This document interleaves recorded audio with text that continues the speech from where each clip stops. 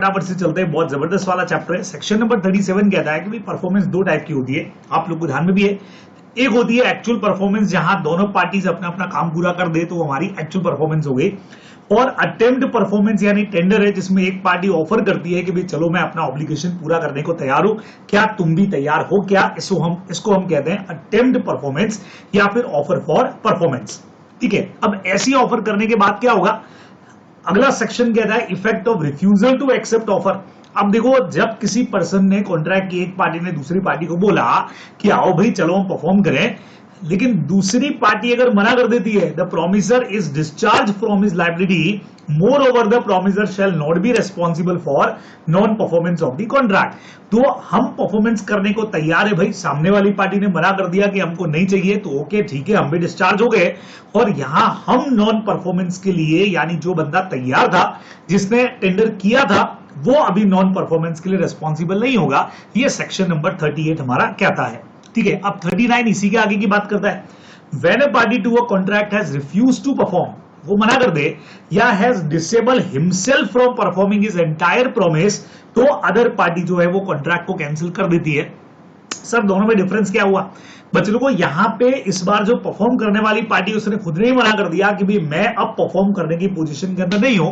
तो अल्टीमेटली दोनों सेक्शन का बेस एक ही है कि एक पार्टी अगर मना कर दे तो दूसरी पार्टी भी अपनी लायबिलिटी से बिल्कुल फ्री हो जाएगी, डिस्चार्ज हो जाएगी, और वो कॉन्ट्रैक्ट को टर्मिनेट भी कर सकती है। और अदर पार्टी पे, जो गिल्टी पार्टी है, उसके अगेंस्ट में हम डैमेजेस का सूट फाइल भी कर सकते हैं। ये अपने को इन सेक्शंस के अंदर ध्यान में रखना चाहिए। बराबर, बहुत सिंपल है। तो इधर प्रोमिसर तैयार था, प्रोमिसर ने मना कर दिया, या प्रोमिसर ने खुद ने मना कर दिया कि I am not able to perform, तो उस केस में सामने वाली पार्टी के पास चॉइस है। देखो, अपने वो एग्जांपल किया था कि हमारा एक थिएटर है, एक सिंगर को हमने हायर किया जो 6 वीक्स हमारे यहाँ गाने वाला है, और एक नाइट में मान लीजिए सेकंड थर्ड वीक में वो एब्सेंट हो गया। तो अब ऐसे में जो थिएटर मैनेजर है उसकी चॉइस के ऊपर है, वो चाहे तो कॉन्ट्रैक्ट को टर्मिनेट करे, चाहे तो कंटिन्यू करे, उसकी मर्जी के ऊपर है। ये अपने को ध्यान में रखना चाहिए। चलिए, अभी कॉन्ट्रैक्ट को परफॉर्म कौन करेगा, बहुत सिंपल है बच्चे लोगों, कॉन्ट्रैक्ट हमेशा प्रोमिसर खुद ही परफॉर्म करेगा। और खास करके जो पर्सनल नेचर के कॉन्ट्रैक्ट्स है, लाइक पेंटिंग हो गया, सिंगिंग हो गया, मैरिज हो गया, ये उसको खुद को ही परफॉर्म करने चाहिए, वो खुद ही परफॉर्म करेगा और कोई कर भी नहीं सकता है। हाँ, ऐसे जो एग्रीमेंट्स है जो इम्पर्सनल नेचर के हैं, है ना, मतलब जिसमें पर्सनल नेचर के कोई कैपेबिलिटी यूज नहीं हो रही है, गुड्स का सिंपल परचेज सेल डिलीवरी कुछ भी करना है, तो ऐसे में उस पर्सन की जगह पे उसका एजेंट भी परफॉर्म कर सकता है। अगर इम्पर्सनल नेचर के कॉन्ट्रैक्ट्स हैं और प्रोमिसर का डेथ हो जाए तो उसका लीगल हेड जो है वो भी परफॉर्म कर सकता है। बहुत सिंपल सी हमारी बात है। और अगर कोई थर्ड पर्सन है और थर्ड पर्सन भी अगर परफॉर्म करना चाहे और अदर पार्टी यानी प्रोमिसी को उससे कोई ऑब्जेक्शन नहीं है, प्रोमिसी एक्सेप्ट कर रहा है, तो उस केस में इम्पर्सनल नेचर में थर्ड पर्सन भी परफॉर्म कर सकता है। हमारा बेस्ट एग्जांपल था कि सपोज करो मेरे एक दोस्त ने किसी से 10,000 रुपीज उधार पे लिया, लेकिन वो चुकाने की पोजीशन में नहीं है। अब मेरे फ्रेंड के ब्याह पे वो 10,000 मैंने पे कर दिए और जिसने उधार दिया था उसने एक्सेप्ट भी कर लिए, तो इसका मतलब थर्ड पार्टी की परफॉर्मेंस हो गई और मेरा दोस्त जो है वो अपनी लायबिलिटी से फ्री हो जाएगा उस थर्ड पर्सन के लिए। ये अपने को ध्यान में रखना है, उस लेंडर के लिए अपने को ध्यान में रखना है। तो ये परफॉर्मेंस के हमारे रूल है। अब सेक्शन 42 ज्वाइंट प्रोमिसर का पॉइंट बच्चे लोगों को बहुत जबरदस्त पॉइंट है, आप लोग सब जानते हो। दो या दो से ज्यादा लोग अगर मिल करके प्रॉमिस करें तो they are called joint promisor. उनमें से अगर किसी एक का डेथ हो गया तो उसका लीगल हेड और बाकी जो जिंदा है वो मिलकर परफॉर्म करेंगे, और सबकी अगर डेथ हो जाए तो सबके लीगल हेड जो है वो मिल करके परफॉर्म करने वाले हैं। बहुत सिंपल सा हमारा प्रोविजन है जो आप लोग जानते भी हैं। चलिए, अब ज्वाइंट प्रोमिसर के रूल्स क्या कहते हैं। ऐसा भी हो सकता है कि प्रोमिसी उनमें से किसी एक से डिमांड करे, the promisee may ask any one or more of such joint promisor to perform whole the promise, है ना, क्योंकि इनका लायबिलिटी ज्वाइंटली और सेवरली होता है। आपको हमेशा ध्यान में रखना, they are jointly and separately responsible. अपना पुराना एग्जाम्पल है बच्चों, 3 लोगों ने मिलकर के 30,000 रुपीज का लोन जो है वो डी से उधार लिया है। 30,000 का लोन है, डी से 90,000 लिया।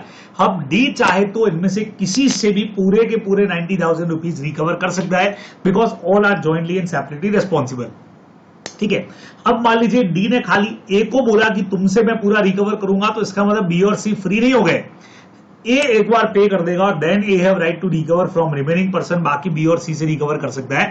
तो where one of the joint promisor has been complete to perform his promise in full, जब किसी एक या दो को आपने पूरा परफॉर्मेंस के लिए बोला तो he has right to compel the other joint promisor to contribute towards. तो एक बार तो पूरे 90 पे कर देगा वो और बाद में इन दोनों से रिकवर कर लेगा, ये अपने को ध्यान में रखना है। बाई चांस इनमें से कोई ऐसा बंदा निकला जो इंसॉल्वेंट हो गया या पेमेंट नहीं कर पाया है, तो उसका जितना डिफॉल्ट हुआ, जितना वो पेमेंट नहीं कर पाया, जैसे मान लीजिए सी इंसॉल्वेंट हो गया और पूरे 30,000 उसके डूब गए, तो ऐसे में ए और बी को 45 टोटल देना पड़ेगा। यानी सी का जो 30,000 है उसको ये दोनों 15,000 बराबर में इक्वली में बियर करेंगे। तो if any of the joint promisor makes a default in making his contribution, the remaining joint promisor must bear the loss in equal share, बराबर बराबर उठाएंगे। ये आप लोग को ध्यान में रखना चाहिए। खत्म, बहुत बढ़िया से रूल है, खत्म हो गए। Now what about the joint promisee? इस बार in the case where a person made a promise to 2 or more person jointly, इस बार प्रोमिसी 2 या 2 से ज्यादा है तो वो सारे लोग मिलकर के डिमांड करेंगे, पैसा दो भाई हमारा, मिलकर डिमांड करेंगे। और अगर उनमें से किसी एक का डेथ हो गया तो उसका लीगल एयर और बाकी जो सर्वाइवर्स है वो मिलकर डिमांड करेंगे। और सबकी डेथ हो गई है तो सबके जो भी सर्वाइवर्स होंगे वो मिल करके ये जॉइंटली डिमांड करेंगे। ये अपने को ध्यान में रखना है। एक जॉइंट प्रोमिसी जो है वो इसके लिए सूट फाइल नहीं कर सकता है, जो करेंगे वो मिल करके करेंगे, हम साथ साथ है वाले कंसेप्ट के साथ। ये आप लोग को ध्यान में रखना चाहिए। चलिए फिर बच्चे लोगों को हमारा पॉइंट आता है कि भाई परफॉर्मेंस का टाइमिंग क्या होगा। तो टाइमिंग के लिए हमारे पास में 2 जबरदस्त सेक्शन है बच्चे लोगों, किस टाइम पे या किस प्लेस पे परफॉर्म करना है। तो पहले आइए टाइमिंग वाले 3 सेक्शन है 46, 47, 48, तो इनको समझ लेते हैं। जैसे आपके और मेरे बीच में कॉन्ट्रैक्ट है, मुझे आपको कार डिलीवर करनी है, ठीक है, लेकिन कब डिलीवर करनी है इस बारे में कुछ डिसाइड ही नहीं हुआ। तो 2 बातें होंगी। जिस वक्त में हमारे बीच में एग्रीमेंट हुआ, कॉन्ट्रैक्ट बना, तभी हमने डिसाइड कर लिया था कि भैया तुम अप्लाई करोगे तब मैं परफॉर्म करूंगा, है ना। जैसे आज की डेट में हमारे बीच में मान लो कि 9 जून को 10 जून को हमारे बीच में कॉन्ट्रैक्ट बन गया है, अगले 1 महीने में हम कभी भी परफॉर्मेंस कर देंगे। तो हमने क्या डिसाइड किया कि भाई प्रॉमिसी तुम डिमांड कर देना, तुम बता देना, अप्लाई कर देना कि इस वक्त परफॉर्म करो, मैं आकर के कर दूंगा। तो रूल है कि application has to made, application has to made का मतलब यहां पे प्रॉमिसी जो है वो अप्लाई करेगा फॉर परफॉर्मेंस, ऐसा हमने पहले ही डिसाइड करके रखा है। भाई मुझे सपना थोड़ी आएगा कि मैं कब परफॉर्म करूं, तो ठीक है ना यार, तू अप्लाई कर देना तब मैं परफॉर्म कर दूंगा। तो ऐसे में परफॉर्मेंस कब करना है बच्चों, टाइमिंग क्या होगा, आफ्टर एप्लीकेशन इज मेड, जब सामने वाला अप्लाई करेगा उसके बाद परफॉर्म कर देंगे। अब सोचो हमने ऐसा एप्लीकेशन वाला मैटर ही डिसाइड नहीं किया था। देख भाई ऐसा है, कॉन्ट्रैक्ट तो आज हमारा 10 जून को बन गया है या 9 जून को बन गया है, लेकिन परफॉर्मेंस का एक काम कर दे, टाइम अभी स्पेसिफाई कर देते हैं 20 जून को परफॉर्म कर देना, और मैं दोबारा से अप्लाई नहीं करूंगा। दोबारा से मतलब मैं अप्लाई नहीं करूंगा। पहले वाले में तो क्या था, जब तू अप्लाई करेगा तब मैं परफॉर्म करूंगा। यहां पे यार देख अभी डिसाइड कर लेते हैं 20 जून को परफॉर्म करना है, और मैं अभी एप्लीकेशन या अप्लाई करने वाला नहीं हूं, तो बट ऑब्वियस है जो भी टाइम स्पेसिफाई आपने किया उसी वक्त के अंदर परफॉर्मेंस करना है। लेकिन सोचो टाइम स्पेसिफाई नहीं किया, पंगा क्या, कॉन्ट्रैक्ट तो हो गया लेकिन टाइम स्पेसिफाई नहीं किया कि परफॉर्मेंस कब करनी है, और नहीं ये डिसाइड किया कि सामने वाला अप्लाई करे तब करना है। तो ऐसे में रीजनेबल टाइम में परफॉर्म करना होता है बच्चे लोगों, ये आपको ध्यान में रखना चाहिए। तो 2 बातें होंगी, अगर सामने वाला अप्लाई करने की बात कर रहा है तो जब अप्लाई करे तो परफॉर्म कर देंगे, लेकिन हमने ऐसा एप्लीकेशन वाला मैटर ही डिसाइड नहीं किया, तो 2 बातें होंगी, या तो टाइम स्पेसिफाई होगा या नहीं होगा। अगर स्पेसिफाई है तो उस वक्त परफॉर्म करो, और नहीं है तो रीजनेबल टाइम में परफॉर्म करो। ये आप लोग को इधर रूल टाइमिंग के ध्यान में रखने चाहिए। चलिए बच्चे लोगों प्लेस के ऊपर बात कर लेते हैं। अभी प्लेस भी ऐसा ही है, वही रूल वैसे ही rule, application is to be made कि भैया हम तो अप्लाई करेंगे, तो at the place sanction by the promisee, जैसे ही प्रॉमिसी बताएगा देख भाई इस जगह पे परफॉर्म कर दे, मैं तुझे फोन कर रहा हूं, मैं तुझे बता रहा हूं यहां आजा परफॉर्मेंस के लिए, यहां आ जाना, तो वहां कर देंगे। लेकिन फिर से वही बातें होंगी बच्चों, एप्लीकेशन देने की बात नहीं है, कोई अप्लाई नहीं करेगा, तुमको डायरेक्ट परफॉर्म करना है। लेकिन कब, इसमें भी 2 बातें होंगी, या तो प्लेस स्पेसिफाई होगा, उसने कहा मेरे ऑफिस पे आके कर देना, मेरे घर पे आके कर देना, तो भाई जब जहां स्पेसिफाई किया है वहां कर देंगे, बगैर उसके अप्लाई किए उस दिन पे जो टाइमिंग डिसाइड होगा वहां पहुंच के परफॉर्म कर देंगे। लेकिन अगर प्लेस स्पेसिफाई नहीं है तो क्या करें, तो प्रॉमिसर अब क्या करेगा, क्योंकि पहले से डिसाइडेड था कि वो तो अप्लाई नहीं करने वाला है लेकिन परफॉर्मेंस तो करना है, तो ऐसे में promisor have to ask promisee to specify the place, कि भाई बता दे तेरे घर आऊं, तेरे ऑफिस आऊं, और कोई जगह पे आऊं, किधर जाऊं, मुझे बता दे, इधर चला मैं उधर चला, तू बता उधर मैं चला, बराबर से। तो यहां पे वो जैसा बताए वैसा अपने को परफॉर्मेंस कर देना है, उस जगह पे परफॉर्मेंस कर देना है। तो ये सेक्शन 49, 50 के रूल्स आप लोग प्लेस से रेटेड याद रखने वाले हो। बहुत सिंपल से रूल है, बहुत आराम से याद हो जाते हैं बच्चे लोगों को। अब आता है एक बहुत जोरदार पॉइंट हमारा, रेसिप्रोकल प्रोमिसेस के लिए क्या हमारे रूल्स बने हुए हैं। तो पूरे पॉइंट को समझना बच्चे लोगों, आप मजेदार पॉइंट है। रेसिप्रोकल प्रॉमिस वही है जो आज तक हम पढ़ते आए, दोनों पार्टीज एक दूसरे को जब कुछ प्रोमिसेस कर देती है, they are called reciprocal promises. मैं आपको कार दूंगा, आप मुझे पैसा दोगे, इट्स कॉल्ड रेसिप्रोकल प्रोमिसेस। अब ये अलग अलग नेचर के होते हैं। सबसे पहले सेक्शन नंबर 51 को समझो। जब रेसिप्रोकल प्रोमिसेस में हमने ये डिसाइड किया है कि हम परफॉर्मेंस करेंगे साथ साथ एट द सेम टाइम, ठीक है, तो उस वक्त तक प्रोमिसर को अपना परफॉर्मेंस नहीं करना है जब तक प्रोमिस रेडी नहीं हो जाए। बेस्ट एग्जांपल देता हूं आपको। हमने डिसाइड किया था कि 15 जून को मैं आपको कार डिलीवर करूंगा और 15 जून को ही आप मुझे पैसा दोगे। तो जब तक आप पैसा देने को तैयार नहीं हो मैं कार नहीं दूंगा, और जब तक मैं कार देने को तैयार नहीं हूं आप पैसा नहीं दोगे। बिकॉज दोनों पार्टीज ने डिसाइड किया था कि साथ साथ परफॉर्म करेंगे। एक भी पार्टीज अगर तैयार नहीं है तो दूसरी पार्टी को भी परफॉर्म करने का जरूरत नहीं है। सेक्शन नंबर 51 ये बात कहता है, खत्म हो गया। 52 क्या कहता है? Where the order in which reciprocal promises are to be performed is expressly fixed by the contract। बच्चों समझना, जब हमने फिक्स कर दिया पहले परफॉर्म कौन करेगा और बाद में कौन करेगा, तो they shall be perform in that order. याद करो एक एग्जाम्पल मैंने आपको दिया था। एग्जाम्पल ये था कि भाई आपका एक घर बनने वाला है और उस घर के लिए, मतलब मेरा एक घर बनने वाला है और आप उस घर को बनाने वाले हो, लेकिन उस घर के लिए रॉ मटेरियल और सीमेंट मैं ही सप्लाई करूंगा, ये पहले से एग्रीमेंट में डिसाइड था। तो but obvious your performance depend on the my performance.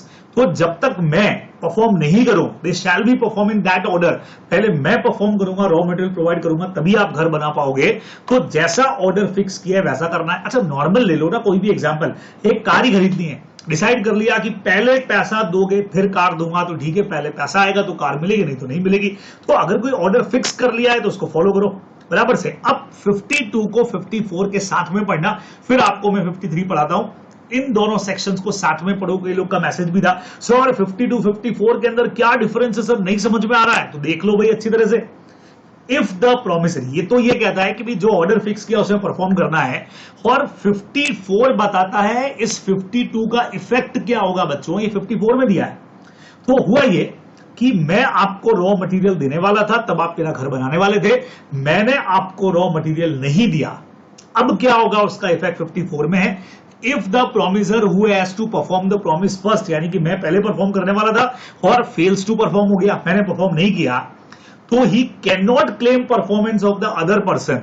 तो मैं तुमसे भी डिमांड नहीं कर सकता कि परफॉर्म करो आकर के, बराबर। और साथ में मैं तुमको कॉम्पनसेशन भी पे करूंगा, ये अपने को ध्यान रखना है। तो कितनी मजेदार चीज हुई, मैंने तुमको रॉ मटेरियल नहीं दिया, फिर भी मैं तुमको ब्लेम कर रहा हूं, अरे मेरा घर नहीं बनाया, बदमाशों मेरा घर क्यों नहीं बनाया। तो तुम्हारा क्या जवाब आएगा, अरे घर कैसे बनाते, आपने रॉ मटेरियल तो सप्लाई नहीं किया। भाई मैंने परफॉर्म नहीं किया तो क्या हुआ, तुमको तो करना था।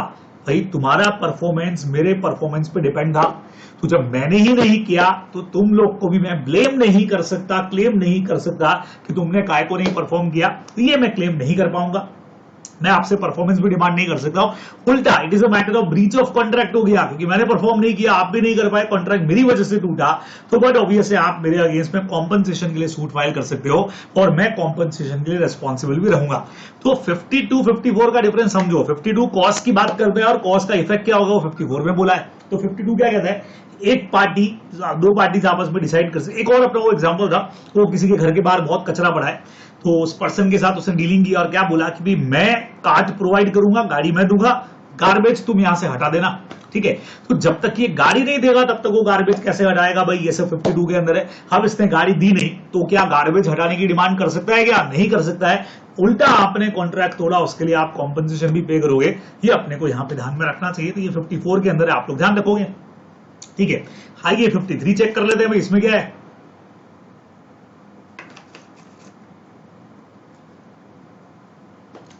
तो in reciprocal promises, one party to the contract prevent the other from performing his promise. The contract becomes voidable at the option of the party so prevented। बच्चों समझना, रेसिप्रोकल प्रोमिसेस में जब one party to the contract prevent the other, एक party दूसरी party को performance करने से रोक देती है, तो ये कॉन्ट्रैक्ट भी बट ऑब्वियस है सामने वाली पार्टी की चॉइस के ऊपर कैंसिल हो जाएगा और यहां पे वो पार्टी नॉन परफॉर्मेंस के लिए यहां पे भी डैमेजेस लेगी। बेस्ट एग्जांपल आपको देता हूं, मैंने आपको बोला था कि आप मेरा घर आकर के पेंट कर देना, कॉन्ट्रैक्ट हो गया, आप मेरे घर पहुंच गए और पहुंचने के बाद मैंने आपको सीधा सीधा से मना कर दिया, प्रिवेंट कर दिया मैंने आपको कि नहीं भाई तुमको परफॉर्मेंस नहीं करना है। डिसाइडेड ये था कि आप मेरे सारे घर को पेंट करोगे, बदले में मैं आपको पैसा दूंगा, 1 लाख रुपया देने वाला हूं, ठीक है। लेकिन आप मेरे घर पहुंचे, मैंने मना कर दिया कि ना मुन्ना ना, मेरा घर पेंट नहीं करना है, तो मैंने कॉन्ट्रैक्ट तोड़ा है। तो बट ऑब्वियस है आपके पास में राइट है कि आप मुझसे कॉम्पनसेशन डिमांड करोगे लॉसेस के लिए, ये अपने को ध्यान में रखना चाहिए। बहुत सीधा सीधा से पॉइंट है 53 का, इधर खत्म हो गया।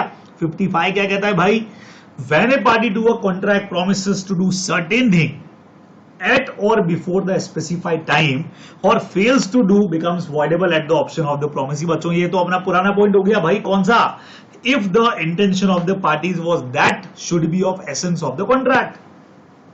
भाई आपको मैंने कहा था 4 दिन में परफॉर्म कर देना, आपने 4 दिन के बाद 5 दिन में परफॉर्म किया, तो मेरी चॉइस के ऊपर है, बिकम्स वॉइडेबल का मतलब मेरी चॉइस है, मैं चाहूं तो परफॉर्मेंस एक्सेप्ट करूं, चाहूं तो नहीं करूं, ये अपने को ध्यान में रखना है। इसमें एक छोटा सा पॉइंट आता है वेदर टाइम इज एसेंशियल और नॉट। तो बच्चों एक छोटा सा पॉइंट स्टडी मैट में दे रखा है, इन सारे मैटर में हम मान के चलते हैं कि गुड्स का डिलीवरी करना या कॉन्ट्रैक्ट परफॉर्म करना एसेंशियल होता है। जैसे गुड्स की डिलीवरी करनी है तो टाइम हमेशा एसेंशियल होता है, सोगा में भी पढ़ते हो आप। लेकिन पेमेंट जो है, सेम पॉइंट सोगा में दे रखा है, may not be essential, time पे हो, बाद में भी हो सकता है। अगर गोल्ड सिल्वर या शेयर का डिलीवरी है वो हमेशा टाइम पे होना चाहिए बच्चों, क्योंकि एक एक सेकंड में रेट बदलती है, तो यहां टाइम हमेशा एसेंस होता है। जबकि मॉर्गेज मनी का रीपे करना लेट भी हो सकता है, ज्यादा ज्यादा इंटरेस्ट ज्यादा लगेगा, तो इसमें टाइम एसेंशियल नहीं होता है। सेम उसी तरह से जो लैंड वगैरह के कॉन्ट्रैक्ट्स हैं उनमें बच्चों देरी हो जाती है, जनरली वो टाइम पे परफॉर्म नहीं होते, कभी कुछ गवर्नमेंट के डॉक्यूमेंट्स बाकी, कभी कुछ रजिस्ट्री बाकी, ऐसा बाकी, तो इसमें भी टाइम उतना एसेंस नहीं होता है। तो ये चीजें आपको बताइए, चीजों का नेचर बताया कि कहां टाइम एसेंस होता है कहां नहीं होता है। तो अगर टाइम एसेंशियल नहीं है तो फिर कॉन्ट्रैक्ट वॉइडेबल नहीं होगा। ज्यादा से ज्यादा आप कॉम्पनसेशन डिमांड कर सकते हो, अपने को ध्यान में रखना है।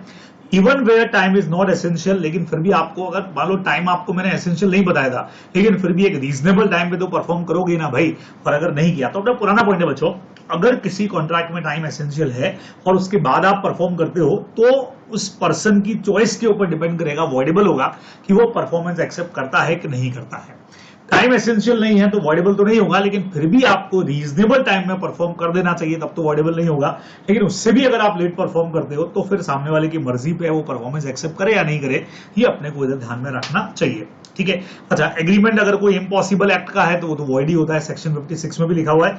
और वैसे सेक्शन 56 नेक्स्ट चैप्टर का पार्ट है बच्चों, जहां अपन पूरा वो सुपर इनिंग इम्पॉसिबिलिटीज और पढ़ते हैं, ये अपने को ध्यान में रखना चाहिए, ठीक है। अच्छा, ये अपना पुराना पॉइंट है बच्चों, एक ऐसा रेसिप्रोकल प्रॉमिस है जिसमें एक पार्ट लीगल है और एक पार्ट इलीगल है। तो लीगल पार्ट अगर अलग कर सकते हो तो लीगल पार्ट कॉन्ट्रैक्ट बनेगा और इलीगल पार्ट वॉइड एग्रीमेंट होगा।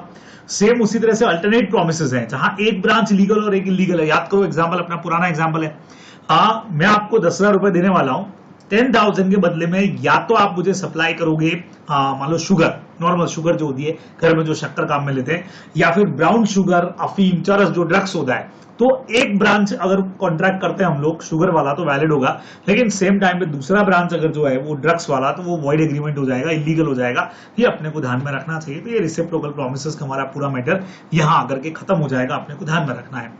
फिर बच्चों चैप्टर का आखिरी पॉइंट बहुत जबरदस्त है, एप्रोप्रिएशन ऑफ पेमेंट की बात करता है, सेक्शन नंबर 59 से 61 की बात करता है। तो एप्रोप्रिएशन कब काम में आता है, रूल्स आप लोगों को अच्छी तरह से पता होने चाहिए कि यस सर हमको पता है एप्रोप्रिएशन कब काम में आता है।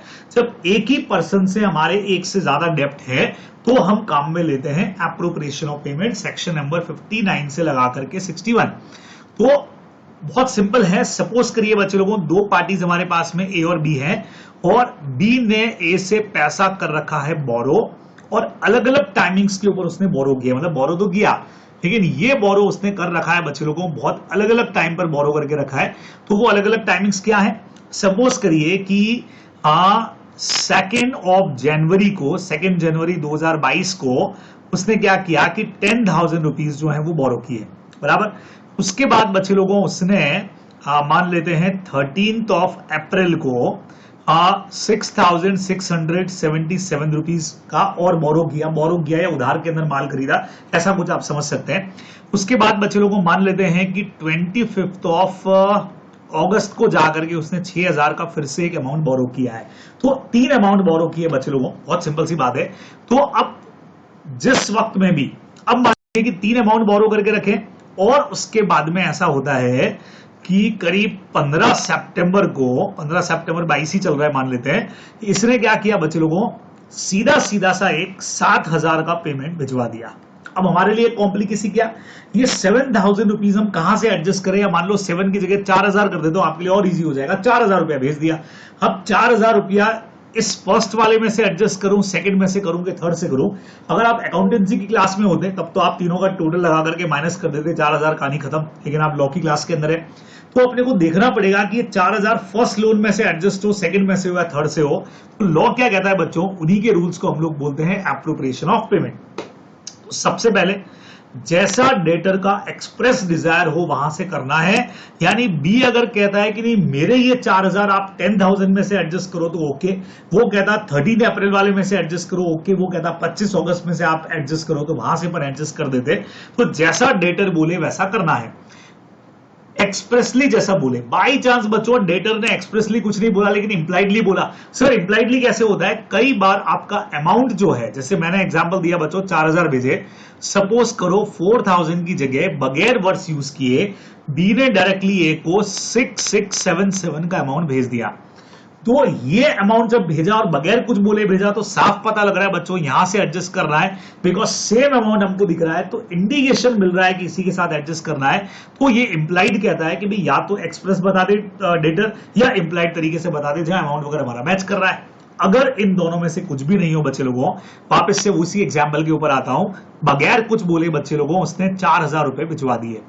तो अगर डेटर ने कुछ नहीं बोला है तो depends on the desire of the credit, यानी एक ही मर्जी पर होगा, वो चाहे तो फर्स्ट से करे, सेकंड से करे, थर्ड से करे, जिससे वो चाहे। इवन अगर कोई पुराना डेप्ट है बच्चों 2015 का कोई डेप्ट बाकी है जो टाइम बार हो चुका है, जो प्रैक्टिकली अभी रिकवर नहीं हो सकता था, लेकिन अब वो चाहे, सामने वाले ने डेटर ने तो कुछ बोला ही नहीं है, तो आप इस 4,000 को उस टाइम बार डेप्ट से भी एडजस्ट कर सकते हो। क्योंकि यहां पे लॉ भी यही कहता है बच्चों, लॉ भी यही कहता है जनरली आपको क्या करना चाहिए, payment shall be adjusted in the order of time. Time का मतलब फीफो मेथड यूज करना चाहिए, जो पहले आया वो पहले गया।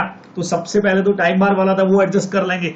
मान लो कोई टाइम बार है ही नहीं तो पहले 4,000 इस 10,000 में से एडजस्ट करने चाहिए। देखो, if no express or implied intention by the debtor, the creditor may adjust payment according to his desire, अपने डिजायर के हिसाब से करेगा। और इसमें बच्चों अगर कोई इलीगल डेप्ट होता, इलीगल का मतलब कोई ऐसा डेप्ट है जिसके लिए सूट फाइल नहीं कर पाओगे आप, ड्रग्स वगैरह बेचा है, कोई इलीगल काम का है, तो वो कभी भी रिकवर नहीं होता है। लेकिन टाइम बाद डेप्ट अगर है तो आप उसको रिकवर कर सकते हो। और इसमें जनरली उसको लॉ फॉलो करना चाहिए। और लॉ कहता है इन ऑर्डर ऑफ टाइम, जो सबसे पहले है 4,000 भेजा तो सबसे पहले 10,000 में से एडजस्ट करो। सपोज करो उसने 12,000 भेज दिया होता तो पहले मान लो टाइम बार डेप्ट है ही नहीं और 12,000 भेज दिए, या टाइम बार डेप्ट है तो 12,000 में से पहले 2,000 तो आपके, तो 2015 वाला जो अमाउंट है उसको एडजस्ट करो, बच गया उसको आप 2 जनवरी वाले से एडजस्ट कर दो। टाइम बार डेप्ट है ही नहीं तो 12,000 में से सबसे पहले 10,000 एडजस्ट करो और बचे हुए जो 2,000 है वो 13 अप्रैल वाले से एडजस्ट करने चाहिए। तो जनरली अपन फीफो मेथड यूज करते हैं।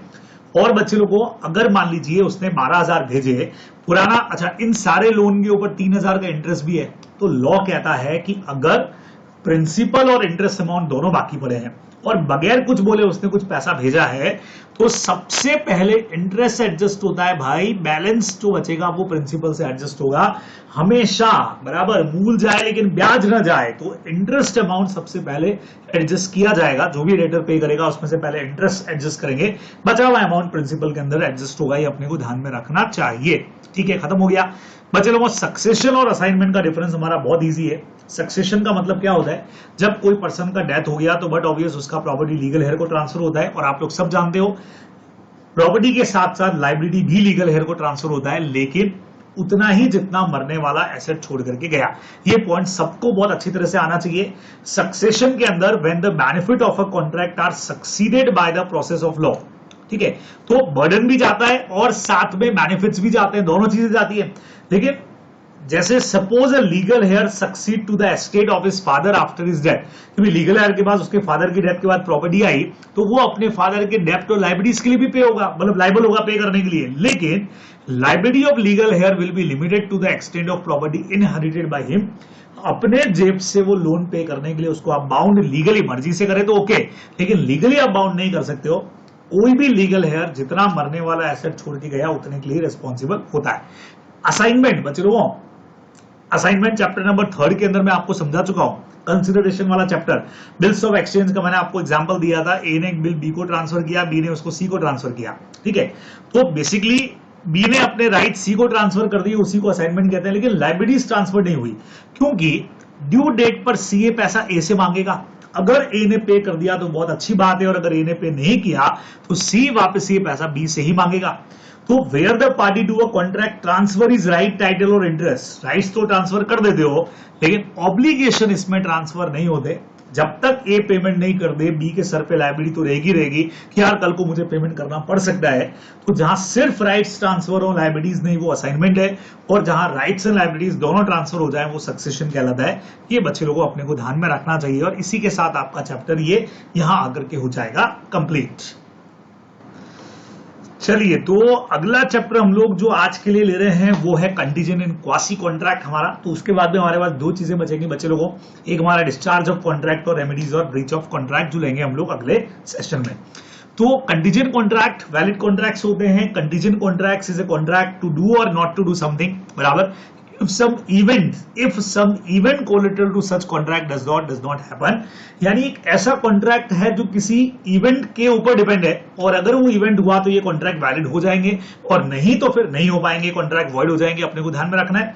तो इनकी खासियत ये है कि वैलिड कॉन्ट्रैक्ट की सारी क्वालिटीज को पूरा करते हैं। ये डिपेंड करते हैं किसी फ्यूचर इवेंट के होने या नहीं होने के ऊपर, और ये फ्यूचर इवेंट जो है वो मेन इवेंट नहीं है, हमेशा कोलेटरल इवेंट रहेगा।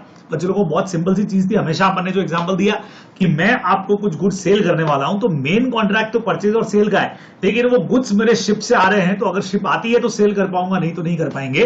तो हमारा मेन कॉन्ट्रैक्ट परचेज और सेल का है, जो डिपेंड है किसी इवेंट के ऊपर, बराबर से। तो मेन कॉन्ट्रैक्ट जो है वो तो परचेज सेल का है, किसी इवेंट पर डिपेंड है, कोलेटरल है, तो वो हमारा कंटीजेंट कॉन्ट्रैक्ट कहलाता है। और अनसर्टेन इवेंट जो है वो बिल्कुल इंडिपेंडेंट होना चाहिए।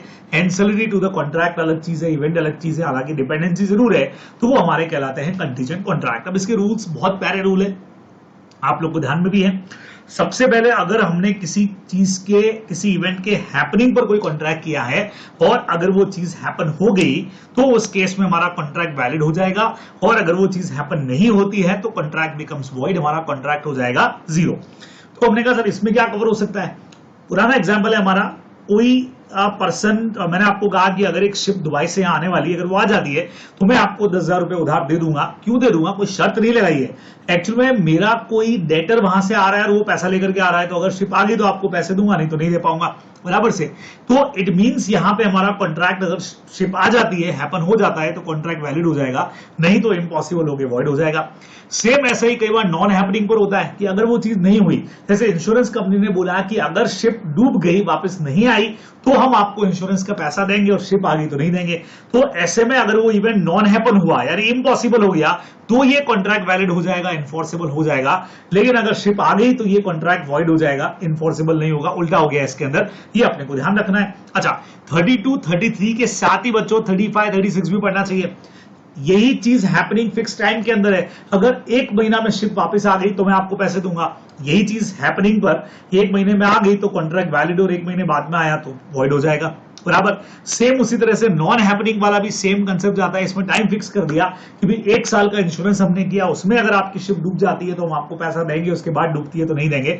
तो बट ऑब्वियस है यहाँ पे टाइमिंग के ऊपर भी आप इसको फिक्स कर सकते हैं, ये अपने को ध्यान में रखना चाहिए।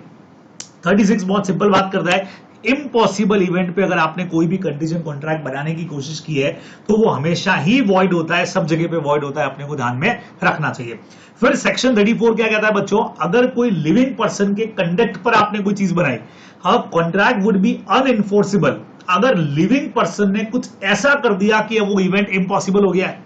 बहुत प्यारा सा एग्जाम्पल था, मैंने आपको कहा कि मैं आपको 1 लाख रुपया देता हूं अगर आप कैटरीना कैफ से शादी कर लेते हैं, बराबर।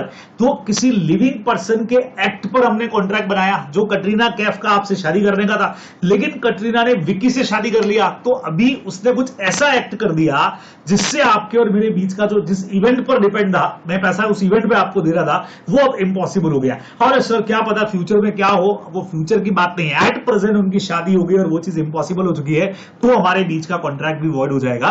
तो कहने का मतलब दो लोगों के बीच का कॉन्ट्रैक्ट है जो किसी लिविंग पर्सन के एक्ट पर डिपेंड कर रहा है, और उसने कोई ऐसा एक्ट कर दिया कि वो काम ही इम्पॉसिबल हो गया है, कुछ ऐसा कंडक्ट कर दिया, तो हमारा कॉन्ट्रैक्ट भी जीरो हो जाएगा, अनएनफोर्सेबल हो जाएगा। ये अपने को ध्यान में रखना चाहिए। सेक्शन नंबर 34 कहता है, ये बच्चे लोगों इसके रूल्स हैं। ठीक है, डिफरेंस बहुत प्यारा आता है वेजरिंग और कंटीजेंट कॉन्ट्रैक्ट में। डिफरेंस सबसे पहले तो डेफिनेशन बता दोगे, it promise to give money or money is worth upon ascertainment of uncertain event, जबकि यहां पे टू डू और नॉट टू डू समथिंग जो कोलेटरल इवेंट के ऊपर डिपेंड है। तो पहले में तो डेफिनेशन दोगे। वेजरिंग एग्रीमेंट में जो कुछ होता है वो इवेंट ही होता है, बारिश आएगी तो पैसा दूंगा, नहीं आएगी तो नहीं दूंगा, जबकि यहाँ पे कोलेटरल होता है, बारिश आई तो मैं अपना क्रॉप्स आपको सेल करूंगा, बारिश नहीं आई तो भाई नहीं कर पाऊंगा। तो मेन कॉन्ट्रैक्ट क्रॉप्स के परचेज सेल का है जो डिपेंड किसी इवेंट पर है। ठीक है, हर वेजरिंग एग्रीमेंट में कंटीजेंट का नेचर तो होता ही है, अनसर्टेनिटी का, लेकिन हर कंटीजेंट वेजरिंग नहीं होता है। वेजरिंग एग्रीमेंट हमेशा वॉइड होते हैं, जबकि कंटीजेंट कॉन्ट्रैक्ट हमेशा वैलिड होते हैं। वेजरिंग में सब्जेक्ट मैटर में हमारा कोई इंटरेस्ट नहीं है, अपन पहले भी पुरानी क्लास में बात कर चुके हैं, जबकि कंटीजेंट में बट ऑब्वियसली आप इंश्योरेंस करवा रहे हो तो आपका इंटरेस्ट है उस सब्जेक्ट मैटर में, तभी तो करा रहे हो, तो यहाँ पे इंटरेस्ट होता है। तो वेजरिंग एग्रीमेंट में there is no other interest, जबकि यहाँ पे इंटरेस्ट होता है, अपने को ध्यान में रखना है। That is not so in case of, मतलब कंटीजेंट के अंदर ये वाली बात नहीं है, वहां पे सब्जेक्ट मैटर में आपका इंटरेस्ट होता है। ये अपने को डिफरेंसेस ध्यान में रखने चाहिए भाई। इसमें खाली विनिंग और लूजिंग में हमारा इंटरेस्ट है और कोई नहीं है, अपने को ध्यान रखना है। तो यहां आकर के कंटीजेंट कॉन्ट्रैक्ट का आपका कंसेप्ट भी हो जाता है खत्म। फिर बच्चों हमारे पास में आता है क्वासी कॉन्ट्रैक्ट। 68 से 72 5 तरह के होते हैं। फर्स्ट चैप्टर में हमने पढ़ा, लॉ आपको इंपोज करता है किसी कॉन्ट्रैक्ट को, कोई ऑफर नहीं, कोई एक्सेप्टेंस नहीं, लेकिन लॉ इंपोज करता है, they are called quasi contract. और कंसेप्ट इसके पीछे का है, no man must grow rich out of another person's cost, no one have right to take benefit at the cost of other person, किसी दूसरे के खर्चे पर आपको अमीर नहीं बनने दिया जाएगा, इक्विटेबल प्रिंसिपल का लॉ है। और 5 तरह के क्वासी कॉन्ट्रैक्ट होते हैं बच्चे लोगों, जिसमें से पहला सबसे common, necessity supply to incapable person. हम लोग पढ़ के आए कि अगर माइनर को आपने नेसेसिटी सप्लाई की और माइनर के पास में प्रॉपर्टी है, तो उसकी प्रॉपर्टी से आप पैसा रिकवर कर सकते हो, क्योंकि किसी और के खर्चे पर किसी को अमीर नहीं बनने दिया जाएगा। क्वासी कॉन्ट्रैक्ट का फंडा यही है।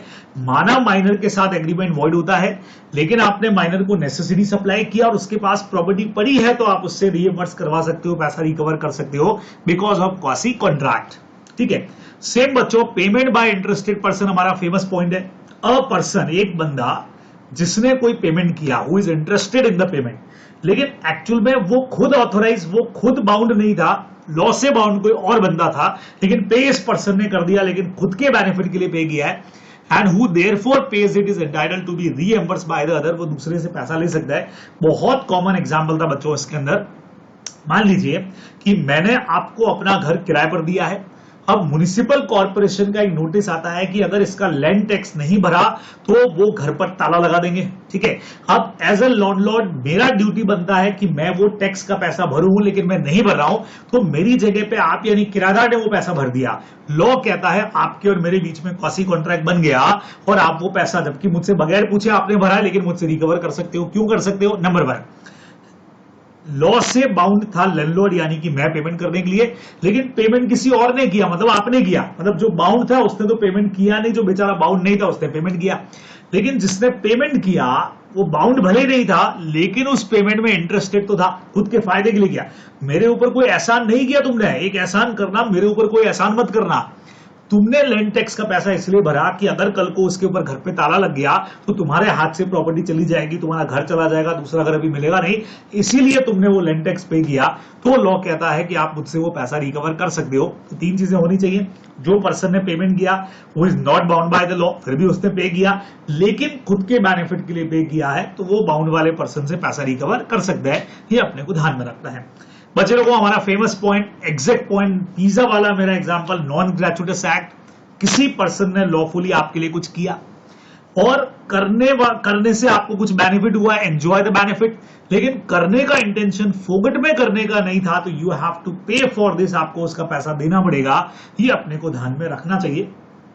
पिज्जा की गलत सप्लाई कर दी, या आपके घर पे गलत पार्सल डिलीवर हो जाता है और आप उसका एंजॉय यूज कर लेते हो, तो लॉ कहता है कि आपने एक ऐसी चीज का एंजॉय किया जो आपकी थी नहीं, मतलब किसी ने आपके लिए कुछ काम किया, आपके घर पे गुड्स गलती से आ गए, और बट ऑब्वियस है आपने उस गुड्स को इस्तेमाल भी कर लिया, ठीक है, लेकिन जिस पर्सन ने सप्लाई किया उसका इंटेंशन फ्री में काम करना नहीं था, ग्रेचुइटसली नहीं था, तो यू हैव टू पे फॉर दिस, आपका ड्यूटी बनता है कि आप उसको पे करोगे, ये अपने को यहां पे ध्यान में रखना चाहिए। तो तीन चीजें इसके अंदर बहुत जबरदस्त आती है, तो ये आप लोग ध्यान रखेंगे। अपना पिज्जा वाला पुराना एग्जाम्पल जो था, गलती से पिज्जा मैंने ऑर्डर किया और आपने उसको कंज्यूम कर लिया, तो किसी ने आपके लिए कुछ काम किया, हाँ किया, फायदा हुआ, मस्त आप खा गए, लेकिन फ्री में नहीं था, मुझे उसका पैसा चुकाना पड़ा है, तो इट्स योर ड्यूटी, आप मुझे रीएम्बर्स करोगे, ये नॉन ग्रेचुइटस के अंदर कवर है। फाइंडर ऑफ लॉस्ट गुड्स हमारा सबसे फेमस पॉइंट है बच्चों, दो लोग होते हैं, फाइंडर और ओनर।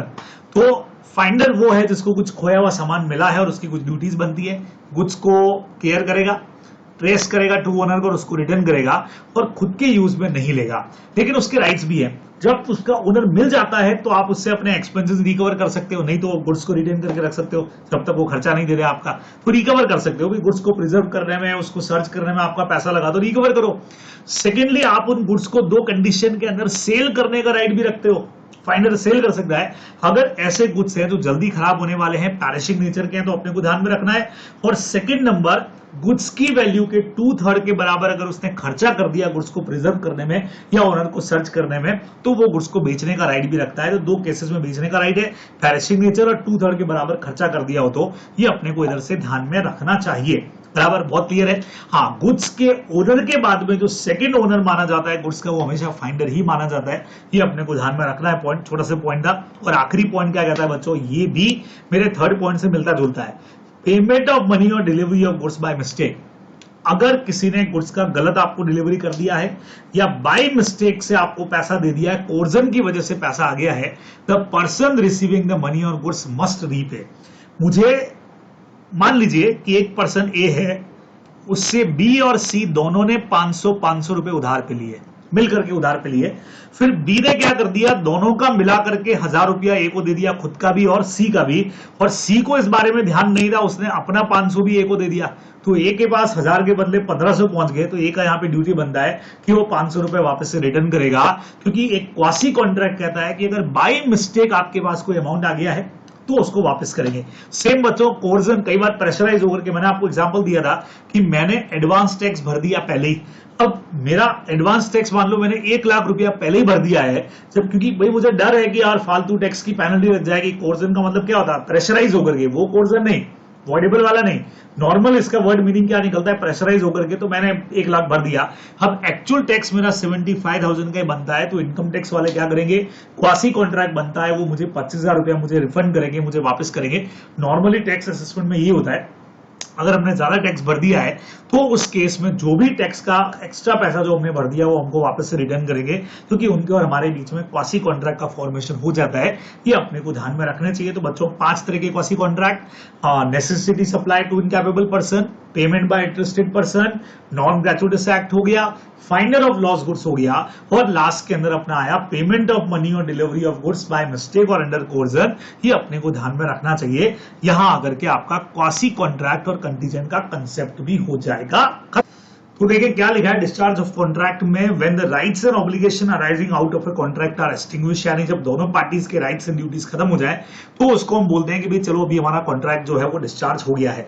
अब डिस्चार्ज का पहला जो सबसे कॉमन तरीका है बच्चों, प्रीवियस चैप्टर में भी हम पढ़ के आए, अगर पार्टीज एक्चुअल परफॉर्म कर देती है दोनों की दोनों पार्टीज, तो इसका मतलब हमारा कॉन्ट्रैक्ट हो गया डिस्चार्ज।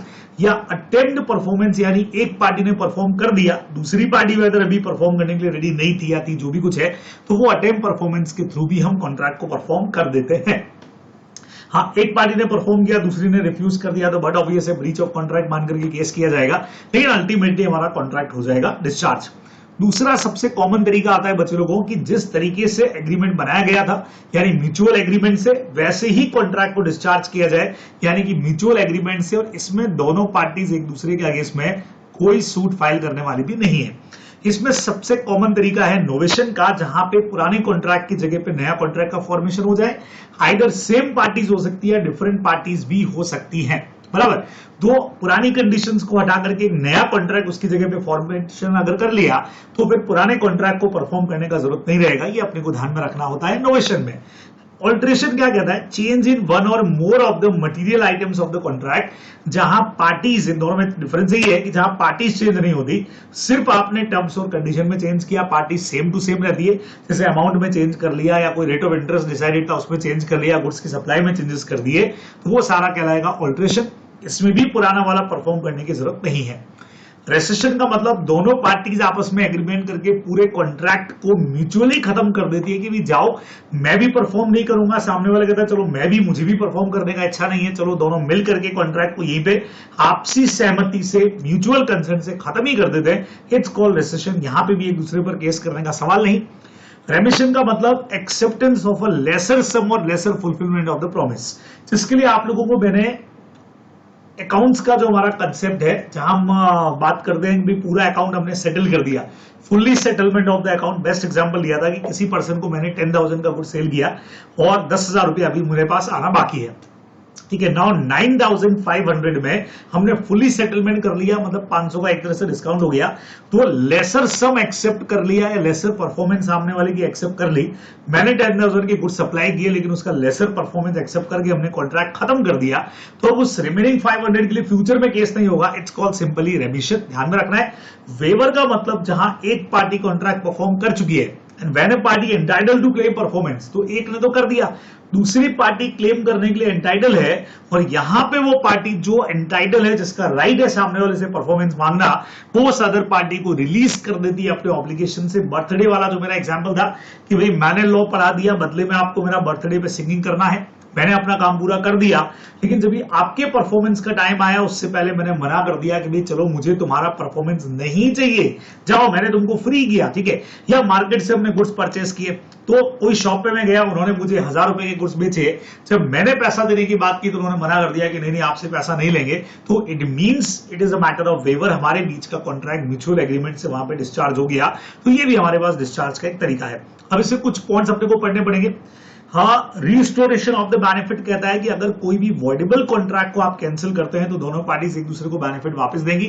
सेम उसी तरह से अगर कोई वॉइड एग्रीमेंट या वॉइड कॉन्ट्रैक्ट डिक्लेयर होता है और उसमें दोनों पार्टीज ने एक दूसरे से जो भी बेनिफिट लिए वो रिटर्न करने पड़ेंगे। एक एग्जांपल अभी इन दिनों पिछले कोविड के टाइम पे जो एग्जाम्स हुए थे कि एक गुड्स के लिए एडवांस पेमेंट कर दिया गया, उसके बाद में ड्यू टू कोविड उसकी परफॉर्मेंस नहीं हो सकी, तो जो कॉन्ट्रैक्ट तो वॉइड हो गई और जो आपने एडवांस लिया वो आपको रिटर्न करना पड़ेगा।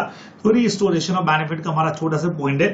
नाउ अब इसमें एक याद करने वाला पॉइंट था बच्चों, रेसेशन का कम्युनिकेशन बिल्कुल वैसा ही होता है जैसे हमारे ऑफर का कम्युनिकेशन होता है।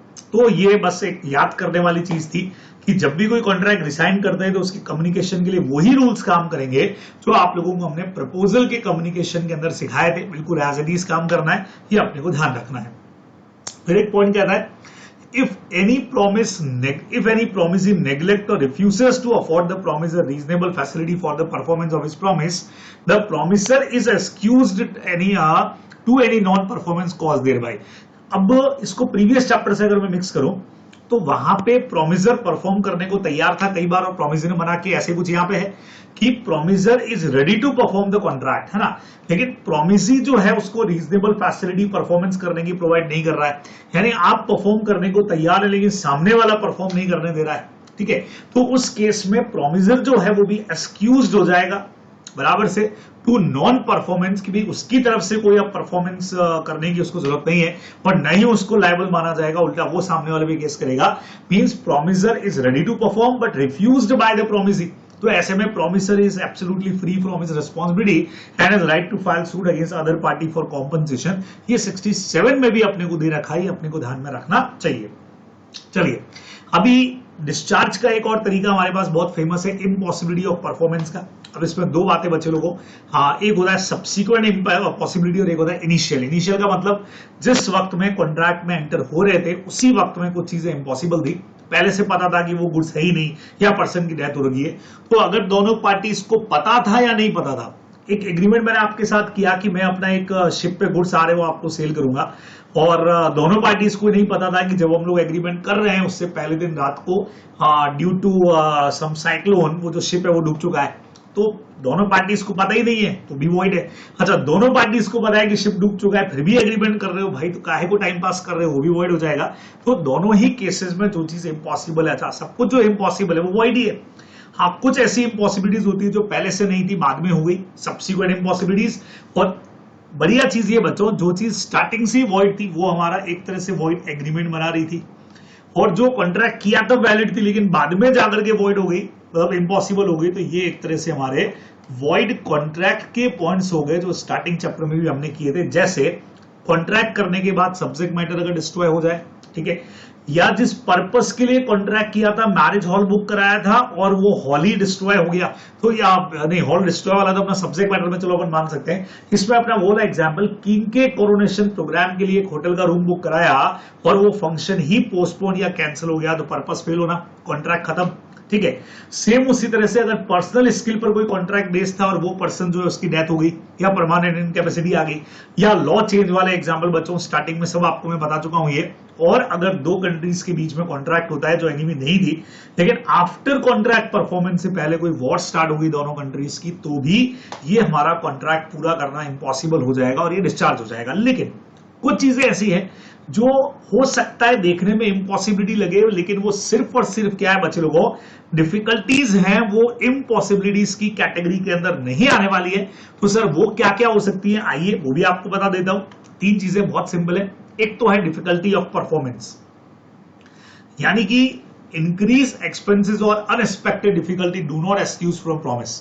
हमने कॉन्ट्रैक्ट तो कर लिया भाई, लेकिन कॉन्ट्रैक्ट करने के बाद अभी मान लीजिए कि रॉ मटेरियल का रेट्स के अंदर कुछ चेंजेस हो गए हैं, बराबर, या वो एक्सपेंसेस ट्रांसपोर्ट के बढ़ गए, तो इस बेस पे आप कॉन्ट्रैक्ट कैंसिल करना चाह रहे हो, कर सकते हो, मना नहीं है, लेकिन सामने वाला डैमेजेस क्लेम करेगा, ये फिर डिस्चार्ज बाय म्यूचुअल कंसेंट नहीं माना, मतलब बाय इम्पॉसिबिलिटी नहीं माना जाएगा, ये ब्रीच ऑफ कॉन्ट्रैक्ट माना जाएगा और सूट फाइल हो सकता है। सेम वैसे ऐसे ये दोनों वर्ड मिक्स कर सकते हैं आप। कमर्शियल इम्पॉसिबिलिटी आगे स्ट्राइक हो गया, लॉकआउट हो गया, ठीक है, या वही मटेरियल का या लेबर का बेसिस में चेंजेस हो गए, बढ़ गए, तो इन बेसिस को भी आप बहाना नहीं बना सकते हो, ये अपने को ध्यान में रखना है। हाँ, अगर थर्ड पार्टी की डिफॉल्ट से भी कॉन्ट्रैक्ट अगर नहीं परफॉर्म हो रहा है तो भी बहाना नहीं बना सकते कि मैंने एक कॉन्ट्रैक्टर को अपना घर बनाने का काम दे दिया, उसके साथ मेरा कॉन्ट्रैक्ट हो गया, अब वो टाइमली इसलिए परफॉर्म नहीं कर पा रहा है क्योंकि उसकी जो लेबर है वो नहीं आ रही है, तो मुझे थर्ड पार्टी की परफॉर्मेंस से क्या लेना देना, बराबर।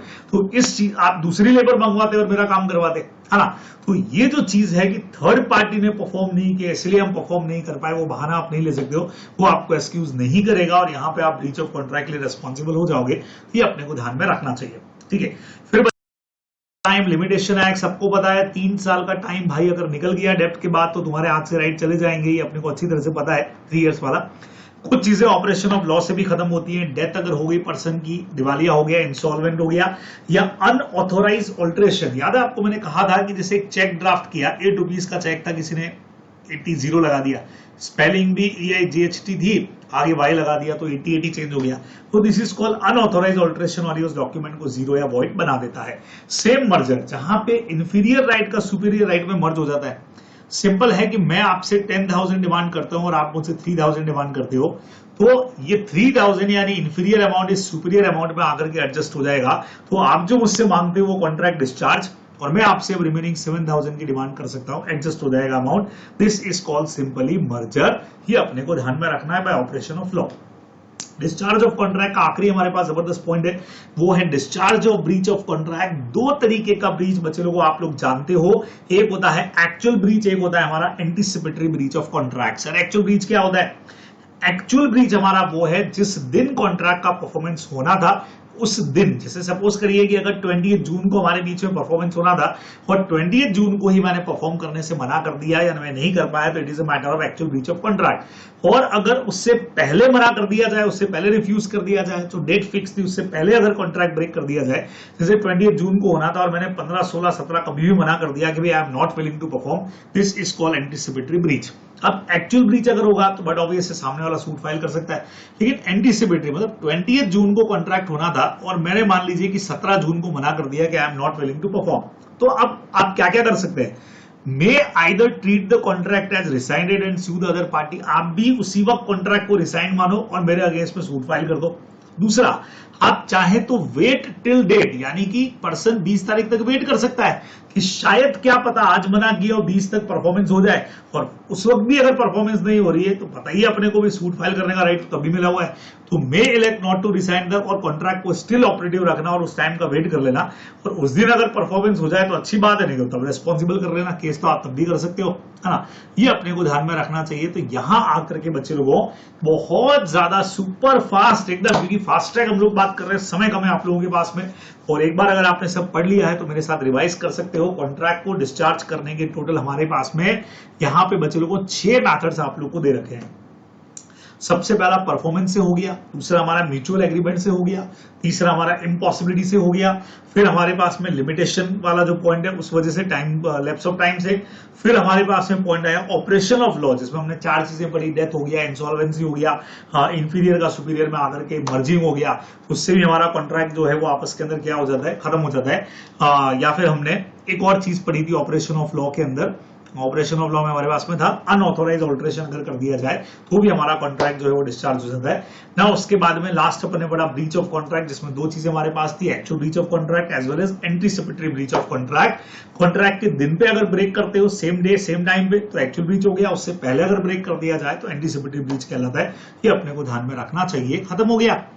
नाउ अगर कोई भी पर्सन ब्रीच ऑफ कॉन्ट्रैक्ट कर रहा है तो but obvious rescission of contract कर रहा है तो अदर पार्टी क्या करेगी, अदर पार्टी भी कॉन्ट्रैक्ट को रिसाइन करेगी, और रिसाइन करने के साथ साथ ही एग्रीव्ड पार्टी यहां पे डिफॉल्टी पार्टी के अगेंस्ट में डैमेजेस का सूट फाइल करने वाली है सेक्शन नंबर 73 में।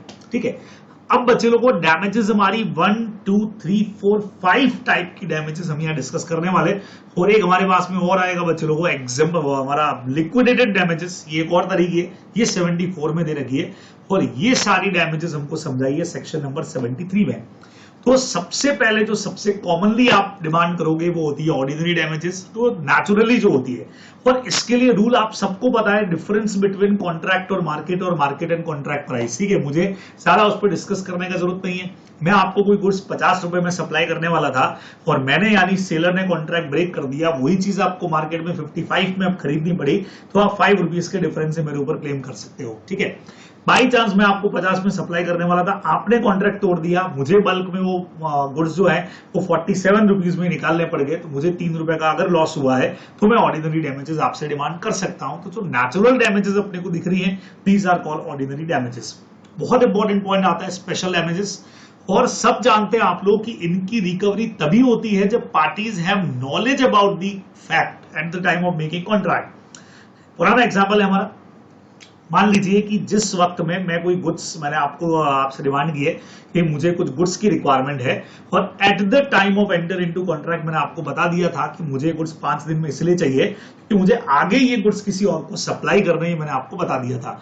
अब अगर आपने मुझे 5 दिन में गुड्स का सप्लाई नहीं किया तो जो ऑर्डिनरी डैमेजेस हो रही है मुझे, वो तो मैं आपसे लूंगा ही लूंगा, प्लस जिसको मैं सप्लाई करने वाला था उसने भी कॉन्ट्रैक्ट तोड़ दिया, तो उससे मुझे जो डैमेजेस हुआ, मुझे जो नुकसान उठाना पड़ा, या वो जो मुझ पर क्लेम करेगा वो भी मैं आपसे रिकवर कर सकता हूं, because at the time of making contract मैंने आपको सर्कमस्टांसेस के बारे में बता दिया था, या मैंने बता दिया था कि देखो मेरा किसी और के साथ कॉन्ट्रैक्ट और आपके भरोसे पे हो रहा है, आप इधर सप्लाई करोगे तब मैं आगे सप्लाई करूंगा, तो ये नुकसान भी आपकी वजह से हुआ। अगर मैंने ये बात आपको नहीं बताई होती कि मैं आगे कहां सप्लाई करूंगा, क्या करूंगा, तो सिर्फ ऑर्डिनरी डैमेजेस ही मैं आपसे रिकवर कर सकता हूं, स्पेशल नहीं कर सकता। विंडिकेटिव एग्जाम्पलरी बच्चों, 2 एग्जाम्पल हमारे बेस्ट थे। अगर मैरिज का प्रॉमिस किया गया और तोड़ा है तो एग्री पार्टी यहां पे एक ऐसा डैमेजेस लेगी एग्जाम्पलरी।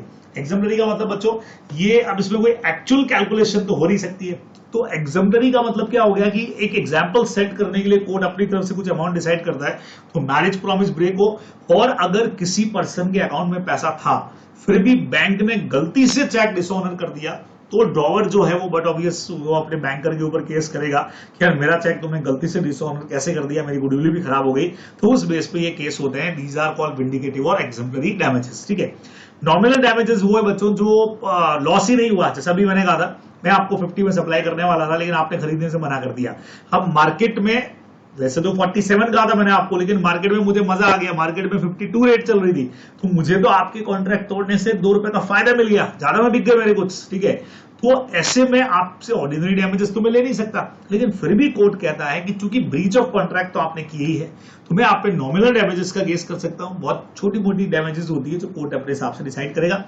रिमोट डैमेजेस कभी भी रिकवर नहीं होती है। ऐसे जो इनडायरेक्ट डैमेजेस हैं कि अगर आपने कॉन्ट्रैक्ट नहीं तोड़ा होता तो मैं ये गुड्स इसको बेच देता, फिर वो उसको बेचता, फिर मुझे ये बेनिफिट मिलता, फिर मुझे 4 ऑर्डर और मिल जाते, तो जो दूर के एक्सपेंसेस हैं जो आप रियल में है नहीं, सिर्फ आप फिक्शन के अंदर ऐसा डिसाइड कर रहे हो कि अगर ये कॉन्ट्रैक्ट नहीं तोड़ा होता तो मुझे ये बेनिफिट होता, मुझे ये बेनिफिट होता। याद है मैंने एग्जांपल दिया था कि मैंने लॉ पढ़ाने से मना किया तो उस स्टूडेंट को मैंने कहा तेरा फीस वापस ले ले, डैमेजेस ले ले। अब वो कह रहा है अगर आप पढ़ाते तो मैं पास होता, फिर मैं इंटर पास करता, फिर मैं फाइनल पास करता, फिर मैं सीए बनता, मेरा 1 करोड़ का पैकेज होता, फिर मेरी शादी होती जिससे होती उसका भी 1 करोड़ का पैकेज होता, तो हमको इतना नुकसान हो गया, अब ये सब आप भरोगे। दीज आर कॉल्ड रिमोट या इनडायरेक्ट डैमेजेस, वो आप रिकवर नहीं कर सकते हो। तो यही एक है जो रिकवर नहीं कर सकते हो। तो these are some damages. Ordinary जो हमेशा रिकवर होती है, स्पेशल जो सर्कमस्टांसेस कॉन्ट्रैक्ट के टाइम पे बताओगे तभी रिकवर होंगी। एग्जाम्पलरी मैरिज का प्रॉमिस ब्रेक किया, या ये बैंक के अगेंस्ट में होता है। ये दूसरा वाला जो एग्जांपल था, जो बैंक ने रॉन्गफुली चेक को डिसऑनर कर दिया। नॉमिनल जहां बगैर लॉस हुए भी चूंकि ब्रीच ऑफ कॉन्ट्रैक्ट है, तो just to establish decree of the court, एक तरह से कोर्ट का मान रखने के लिए भी हाँ कोर्ट में चले गए हो तो कोर्ट कुछ डैमेजेस इसमें दिलवा देगा। These are called exemplary damages. फिर बच्चों को कुछ ऐसी डैमेजेस होती है जो पहले से हम डिसाइड कर लेते हैं और जिसको हम लोग बोलते हैं डैमेजेस एग्रीड इन एडवांस। 2 तरह की होती है, लिक्विडेटेड और एक होती है पेनल्टी। अगर आपने पहले से डैमेज डिसाइड कर लिया कि यार अगर कॉन्ट्रैक्ट टूटा तो एग्रीव पार्टी को 10,000 रुपए क्लेम मिलेगा, अगर वो फेयरली डिसाइड किया है, प्री एस्टिमेटेड, तब तो लिक्विडेटेड है। और बिल्कुल अनफेयर तरीके से डिसाइड किया गया है तो फिर वो पेनल्टी कहलाएगी। अब अच्छा, अपने यहाँ पे रूल के हिसाब से बहुत सिंपल बात है बच्चे लोगों, यहाँ पे हमारी कोर्ट जो है वो चाहे आप लिक्विडेटेड में जाओ चाहे पेनल्टी चला लो कुछ भी कर लो, लेकिन कोर्ट में हम जाते हैं तो कोर्ट हमेशा आपको रीजनेबल कॉम्पनसेशन ही दिलाएगी, भले ही आपने कॉन्ट्रैक्ट में उससे ज्यादा डिसाइड किया है, कुछ भी किया हो बराबर से, लेकिन जो भी रीजनेबल होगा, लेकिन वो कॉन्ट्रैक्ट के अमाउंट से कभी ज्यादा नहीं होगा। जैसे हमने आपस में 10,000 की, अगर कॉन्ट्रैक्ट तोड़ा तो 10,000 का कॉम्पनसेशन हम देंगे।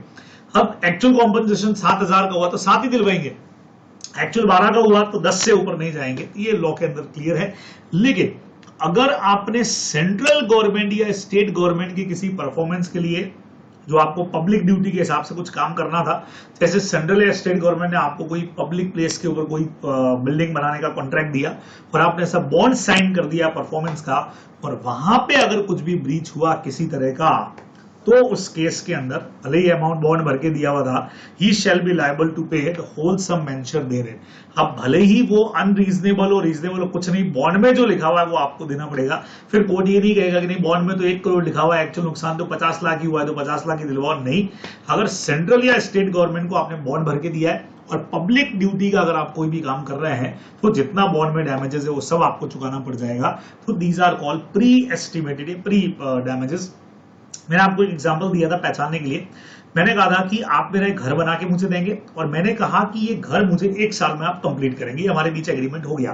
फिर हमने ये भी कहा कि अगर 12 मंथ से आप लेट करते हो तो हर महीने का उस मकान का जितना किराया होता है वो आप मुझे दोगे, क्योंकि मुझे तो उस मकान को बनाने के बाद किराए पे देना है। तो अगर 12 महीने में आपने एग्री कर लिया है, अब आप 13-14 मंथ जितना लेट करोगे हर महीने का किराया दोगे, तो ये रीजनेबल है, समझ में आता है, लिक्विडेटेड है। लेकिन मैंने आपको ये कहा कि अगर 12 मंथ्स में आपने मकान बना के डिलीवर नहीं किया तो मकान की वैल्यू आप मुझे पूरी 5 करोड़ पे करोगे, मकान तो मेरा ही रहेगा प्लस साथ में उसकी वैल्यू भी आप मुझे देने वाले हो, तो फिर ये गलत हो जाएगा। ये पेनल्टी हो गया जो हाईली डिस्प्रोपोर्शनेट होती है, अनफेयर होती है, वो पेनल्टी के अंदर कवर है। ठीक है, चलिए जी, अब डैमेजेस का कैलकुलेशन मैं आपको बता ही चुका हूं बच्चों। बायर ब्रेक करे तो डिफरेंस बिटवीन कॉन्ट्रैक्ट मार्केट, ये ब्रेक करे तो difference between market and contract. और हर पार्टी को ट्राई ये करना चाहिए कि अपने लॉसेस को कम से कम करे। ऐसा नहीं कि सामने वाला दे रहा है तो आप लॉसेस को होने दीजिए, आप ट्राई ये करेंगे हमेशा कि आपको कम से कम लॉसेस हो। आप उन गुड्स को, सामने वाले ने कॉन्ट्रैक्ट तोड़ा तो आप इन गुड्स को और कहीं बेच सकते थे, आपने नहीं बेचा, जानबूझ के नहीं बेचा, और पूरा अमाउंट आप डैमेजेस का क्लेम करना चाह रहे हैं तो लॉ आपको नहीं दिलाएगा, तो ड्यूटी टू मिटिगेट लॉसेस है ही है। ठीक है, फिर आता है बच्चे लोगों, क्वांटम मेडिएट क्या चीज होती है? एज मच एज जितना काम प्रपोर्शन में कर दिया। एक पब्लिशर ने मुझे बोला आप हमारे लिए 10 चैप्टर लिखो, एक चैप्टर का हम आपको 10,000 रुपया देंगे, 10 चैप्टर आपको लिखना है, लाख रुपया आपको मिल जाएगा। मैंने उनके लिए 2 चैप्टर फ्रेम कर दिए, उनको डिलीवर कर दिया, और उसके बाद उन्होंने कॉन्ट्रैक्ट तोड़ दिया। तोड़ो भले ही भाई, लेकिन मुझे जो 2 चैप्टर मैंने लिख दिए उसका कॉम्पनसेशन, उसका रेम्यूनरेशन तो पूरा देना पड़ेगा 20,000 का, प्लस जो आपने कॉन्ट्रैक्ट तोड़ा उसके लिए तो मैं डैमेजेस का केस अलग से करूंगा ही, लेकिन ये तो मेरे मेहनत का पैसा भी, हक का पैसा, जितना काम उतना पैसा तो देना पड़ेगा। ठीक है, अब क्लेम फॉर क्वांटम मेरिट किन किन केसेस में हुआ, जहां पे कोई एग्रीमेंट वॉइड डिक्लेयर हो गया, ठीक है, करने वाले का इंटेंशन फॉरवर्ड में करने का नहीं था, तो भाई पैसा तो देना पड़ेगा उसको। ठीक है, एक्सप्रेस या implied contract to render services, कोई सर्विसेज देने का कॉन्ट्रैक्ट था और रेम्यूनरेशन डिसाइड नहीं थी, तो क्वासी कॉन्ट्रैक्ट भी कहता है, हालांकि उसमें तो कॉन्ट्रैक्ट ही नहीं होता है, लेकिन उसमें भी अपन कहते हैं कि भाई किसी के पैसे पे आपको बेनिफिट नहीं लेने दिया जाएगा, तो यहाँ तो एग्रीमेंट किया तो देना पड़ेगा। ठीक है, when one party abandon or refuse to perform the contract, हम पहले ही बात कर चुके हैं, एक पार्टी ने मना कर दिया तो बट ऑब्वियस है abandon or refuse to perform the contract, तो अदर पार्टी क्वांटम मेरिट का केस करेगी, भाई जितना काम कर दिया उतना पैसा तो दो। ठीक है, where a contract is divisible and the party not in default enjoy the benefit of part performance। बच्चों कॉन्ट्रैक्ट डिविजिबल था, और जैसे आपने कहा था कि किसी ने कहा कि 5 रूम्स आप हमारे पेंट कर दिया, मेरा वाला जो एग्जांपल है ये डिविजिबल का ही तो है कि एक चैप्टर का 10,000 रुपए आप मुझे देने वाले थे, मैंने 2 चैप्टर आपको दे दिए हैं, अब वो 2 चैप्टर आपने रख भी लिए हैं, तो आपने बट ऑब्वियस मेरी परफॉर्मेंस का एंजॉय तो कर ही लिया है, तो यू हैव टू पे फॉर दिस, भाई 2 का तो पैसा दो। और अगर इनडिविजिबल कॉन्ट्रैक्ट है, जैसे मकान बना के देना है, अब 75% मकान बन चुका है, लेकिन अब अपने को लग रहा है बैडली परफॉर्म किया, ये तो अच्छा परफॉर्म नहीं किया तुमने, तो हम तो पैसा नहीं देंगे। जी नहीं, आपको देना पड़ेगा। When indivisible contract is badly perform, ज्यादा से ज्यादा आप क्या कर सकते हो कि other party can make a deduction, bad work का डिडक्शन काट दो, लेकिन जिसने काम परफॉर्म किया आपको उसको पैसा तो देना पड़ेगा। मतलब काम किया उसने और अपने को काम पसंद नहीं आ रहा है, आप उसमें मकान को तो आप जैसे बुक्स में तो क्या था, डिविजिबल था कि भाई 5 चैप्टर का 10 चैप्टर का, एक चैप्टर का 10,000 हो रहा है तो 10 का 1 लाख हो रहा है, 2 चैप्टर के बराबर का पैसा दे दो। मकान में क्या करोगे आप, बैडली वर्क किया तो कितना पैसा काटोगे, तो बैड वर्क का पैसा काट सकते हो, लेकिन पैसा आपको देना तो पड़ेगा उसको। तो ये अपने को क्वांटम मेरिट में ध्यान में रखना है कि पैसा तो अपने को देना है। ठीक है, now what about the specific performance बच्चों, आखिरी 2 राइट, मतलब एक तो कॉन्ट्रैक्ट आप तोड़ोगे, आप भी डैमेजेस के लिए केस करोगे, और कुछ मैटर में क्वांटम मेरिट के लिए केस होगा। 2 और केस आखिरी आते हैं, स्पेसिफिक परफॉर्मेंस। कई सारे मैटर जिनका कनेक्शन लैंड के परचेज सेल्स है, बिल्डिंग के परचेज सेल्स है, रेयरली अवेलेबल आर्टिकल्स या मेडिसिन या यूनिक गुड्स है, जिनके लिए पार्टीज की स्पेशल वैल्यू है, फीलिंग्स जुड़ी है मान लो, या नेसेसिटी जुड़ी है, और ऐसे में अपन ने कॉन्ट्रैक्ट किया और सामने वाले ने तोड़ दिया, तो अगर कोई एंटिक के लिए कॉन्ट्रैक्ट था, बिल्डिंग के लिए था, लैंड के लिए था, तो हम कोर्ट को कहेंगे सर डैमेजेस नहीं चाहिए, हमको तो सामने वाले से परफॉर्मेंस दिलवा दो, है ना। तो इसमें हम चाहते हैं सर डैमेजेस छोड़ो ना, आप तो उसको बोलो परफॉर्म करके दे, जो भी रेस्पेक्टिव ऑब्लिगेशन था उसको परफॉर्म करे, ये अपने को ध्यान में रखना है। कि कई बार ऐसे है, लेकिन याद रखिएगा पर्सनल नेचर के कॉन्ट्रैक्ट्स में ऐसा नहीं होता है कि भाई मैरिज का कॉन्ट्रैक्ट किया तो कोर्ट के पास चले गए, नहीं साहब इससे शादी करवाओ ही करवाओ मेरी, वो सबका परमिशन नहीं। मेनली लैंड, बिल्डिंग, एक लैंड का कॉन्ट्रैक्ट मैंने परचेस करने का किया, सामने वाले को एडवांस भी दे दिया, फिर पता लगता है वो लैंड किसी और को बेच दी, मेरा एडवांस भी वापस करने को तैयार है और लैंड किसी और को बेच दी, तो मैं कोर्ट में जाके डिमांड कर सकता हूं कि नहीं सर मुझे कॉम्पनसेशन नहीं चाहिए, मुझे चाहिए सामने वाला परफॉर्म करे, लैंड मुझे ही बेचे, जो मेरे साथ कॉन्ट्रैक्ट किया था, ऐसा अपन कर सकते हैं डिमांड। आखिरी बच्चों, कॉन्ट्रैक्ट में कई बार जो नेगेटिव टर्म्स होती है उनको इंप्लाई करवाने के लिए हम कोर्ट का ऑर्डर लाते हैं, इंजेक्शन ऑर्डर। ठीक है, ये भी यूजुअली तब काम आता है जब अपने को लगता है कॉम्पनसेशन इज नॉट एडिक्वेट। ये होता है securing the performance of negative terms of contract. याद करो अपना सिंगर वाला एग्जांपल पुराना कि भाई वो 6 महीने तक हमारे साथ गाएगा और बीच में ही उसने कहीं और ज्वाइन करने की बात कर ली, हमारे साथ कॉन्ट्रैक्ट तोड़ दिया, जबकि कॉन्ट्रैक्ट क्या था, 6 महीने तक हमारे अलावा और कहीं नहीं गाएगा। तो ऐसे में हम कोर्ट से स्टे ऑर्डर लेके आ सकते हैं कि कॉन्ट्रैक्ट पीरियड तक वो और कहीं नहीं गा सकता है। This is called injection order, ही अपने को ध्यान में रखना है, ठीक है ना। अच्छा, इसको तब भी ला सकते हैं अपन, यार अपन एक एग्जांपल किया था जब अपन रेस्टोरेंट टू ट्रेड पढ़ रहे थे, तो सर्विस एग्रीमेंट थे। एक डॉक्टर हमारे यहाँ ज्वाइन करता है और 5 साल तक हमारे यहाँ प्रैक्टिस करेगा, और 5 साल तक अगर छोड़ के जाता भी है तो उस एरिया में अपना प्रैक्टिस चालू नहीं करेगा। ये हमने एग्रीमेंट किया था, जो वैलिड एग्रीमेंट था, वैलिड कॉन्ट्रैक्ट था। अब 1 साल बाद ही उसने काम छोड़ करके खुद का उसने क्लिनिक वहीं पे खोल दिया, प्रैक्टिस चालू कर दिया, तो उसके अगेंस्ट में इंजेक्शन ऑर्डर लेके आ सकते हैं हम। कॉन्ट्रैक्ट की जो नेगेटिव टर्म्स थी not to do for 5 years, उसको हम एग्जीक्यूट करवा सकते हैं कोर्ट से, लाइक स्टे ऑर्डर है वो काम करने का, उसको परमिशन रोक दिया जाएगा। ये भी हमारे पास में एक बड़ा राइट है बच्चे लोगों। तो यहां आकर के इंडियन कॉन्ट्रैक्ट हमारा खत्म हो जाएगा। 5 बच्चे लोगों अपने पास में ब्रीच ऑफ कॉन्ट्रैक्ट की रेमेडीज है। एक तो आप भी कॉन्ट्रैक्ट को रिसाइन करो, डैमेजेस के लिए सूट फाइल करो, क्वांटम मेरिट के लिए कर सकते हो, जितना काम उतना पैसा। फिर जो गुड्स आपके लिए स्पेसिफिक वैल्यू के या लैंड बिल्डिंग हो तो स्पेसिफिक परफॉर्मेंस के लिए, और कॉन्ट्रैक्ट की नेगेटिव टर्म्स को अप्लाई करवाना हो तो हम इंजेक्शन के लिए भी सूट फाइल कर सकते हैं। ये अपने को ध्यान में रखना चाहिए। तो यहां आकर के अपना इंडियन कॉन्ट्रैक्ट का जो पूरा रिवीजन है वो कंप्लीट हो जाएगा। जिन्होंने नहीं देखा